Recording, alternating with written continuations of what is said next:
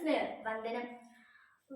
പ്രിയമുള്ളവരെ, ഭാരതസഭയിലെ പ്രഥമ വിശുദ്ധ അന്നക്കുട്ടി എന്ന അൽഫോൻസ, കേരള സഭയുടെ അഭിമാന താരം, ക്ലാർക് സഭയുടെ സുന്ദര കുസുമം, സഹനത്തിന്റെ ഞെരിപ്പോടിൽ തന്റെ ജീവിത ബലി പൂർത്തിയാക്കിയവർ.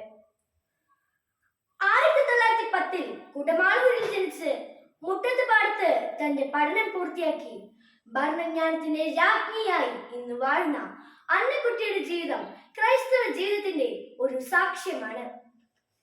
ബിരുദധാരിണി, കവിയത്രി, കഥാകാരി, സിനിമാ താരം എന്നീ നിലകളിൽ പ്രശസ്തി നേടാൻ കഴിവുണ്ടായിരുന്ന ആ യുവതീ രത്നം കന്യാലയത്തിന്റെ മതിൽക്കെട്ടിനുള്ളിൽ തന്റെ പ്രിയനാഥന് വേണ്ടി ജീവിതം അർപ്പിച്ചപ്പോൾ മരണത്തിനും അപ്പുറമുള്ള ജീവിതത്തിന്റെ മഹാസാക്ഷ്യമായി ദൈവം അവളെ തിരഞ്ഞെടുത്തു.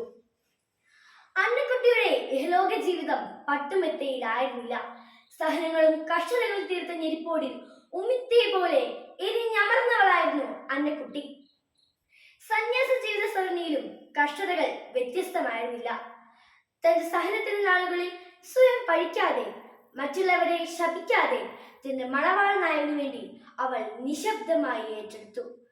ആ നിശബ്ദ സഹനത്തിന്റെ പ്രതിസമ്മാനമായി തന്റെ മണവാളൻ അവളെ സ്വർഗ കവാടം തുറന്ന് സ്വീകരിക്കാൻ കാരണമാക്കി. അൽഫോൻസയുടെ ജീവിതം നമുക്ക് മാതൃകയാണ്. മനുഷ്യനായാലേ വിശുദ്ധനാകാൻ കഴിയും. മനുഷ്യ ജീവിതത്തിൽ ദൈവം തരുന്ന സന്തോഷങ്ങളും സങ്കടങ്ങളും തിരിച്ചറിയാനും തിരിച്ചറിവുണ്ടാകാനും തിരിച്ചു വരാനും സാധിക്കുമ്പോൾ മാത്രമേ നമ്മുടെ ജീവിതം പൂർണ്ണതയിൽ എത്തിച്ചേരൂ. കുടമാളൂരിലെ അന്നക്കുട്ടി ഭരണജ്ഞാനത്തെ അൽഫോൻസയായി, വാഴ്ത്തപ്പെട്ടവളായി, ഭാരതത്തിലെ പ്രഥമ വിശുദ്ധയായി നമുക്ക് മാതൃകയാണ്. സഹനത്തിന് ഞെരിപ്പോടുകൾ സമ്മാനിക്കുന്ന സ്വർഗ കവാടം സ്വീകരിക്കത്തക്ക മനസ്സിലാകണമെന്ന് നമുക്ക് പ്രാർത്ഥിക്കാം. നന്ദി. ജയ് ക്രൈസ്റ്റ്.